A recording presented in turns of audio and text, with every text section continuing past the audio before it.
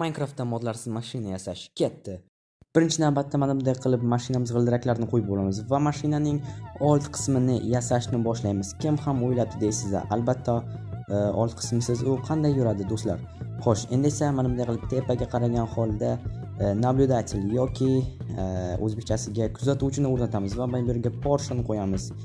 Yopishadigan yashilni. Bu yerga esa slime bloklarini xuddi shunday qilib joylashtiramiz va mana bu yerga o'rindiqni o'rnatamiz. Bu yerga bloklar qo'ymanglar mana bunday qilib. Aks holda mashina shunchaki yurmaydi. Shuning uchun bularni olib tashlaymiz. Qanday qilib o'rindiq qilishni men sizlarga keyin ko'rsataman. Bu yerga esa slime, bu yerga oddiy portion, hech qanday yashilisi yo'q.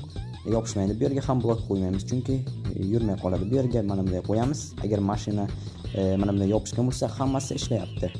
Endi esa hozir sizlarga qanday qilib yurishni o'rgataman. Mana bunday redstone blokni olib portionning ustiga joylaymiz do'stlar. Mana bunday. Va mashinamiz yurishni boshladi. Mana bunday g'alati buglar bo'lishi mumkin, lekin hozir sizlarga o'rindiq qilishni o'rgataman. Mana bunday relslarni qo'yamiz va vagonetkani shunday qilib o'tirib olamiz va hammasi tayyor bo'ldi.